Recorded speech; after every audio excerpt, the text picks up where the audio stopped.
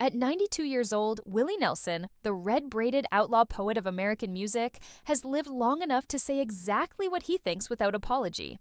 And recently, he did just that, revealing the surprising list of people he does not want at his funeral. For Willie, who has built a life and legacy on brutal honesty, humor, and a deep love for authenticity, the explanation was simple. A funeral should be real, he said, and some folks just don't belong there. To understand the weight of that statement, you have to understand Willie's road, a journey that began far from stages and spotlights. Born Willie Hugh Nelson on April 29, 1933, in Abbott, Texas, he arrived during the Great Depression, in a world where money was scarce, but music was everywhere.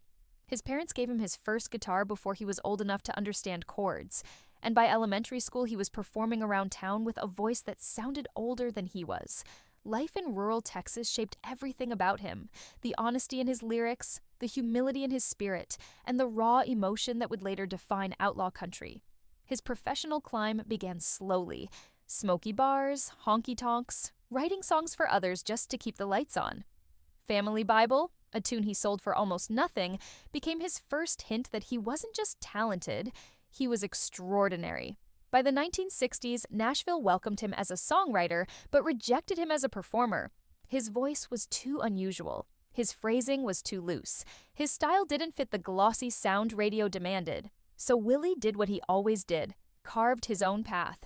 The outlaw country movement of the 1970s lifted him into legend.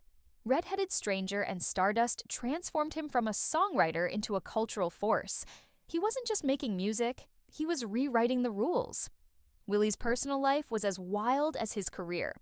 3 marriages came and went: Martha, Shirley, Connie, each shaping him in ways he rarely talks about. But in 1991, he married Annie D'Angelo, the woman who finally brought stillness to his storm. Their marriage has lasted more than 3 decades, providing Willie with the grounding he once searched for in music. At 92, Willie has very clear wishes. While he welcomes friends, family, and anyone who truly lived the music, he openly excludes 4 well-known names. Garth Brooks. He's talented, Willie admitted, but too polished, too clean. Country music is about scars. I want people at my funeral who lived it, not packaged it. Kid Rock. Willie laughed, then shook his head. He's loud in all the wrong ways. My funeral isn't a concert. It's the end of my story, not a place for ego. Jane Fonda. It's nothing personal, he said. We just never saw the world the same way. No grudges, just honesty. Ted Turner.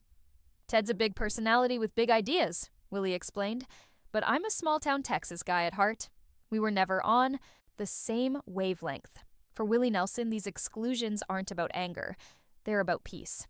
I want my people there, he said, the ones who knew me, loved me, and understood what my music was always about.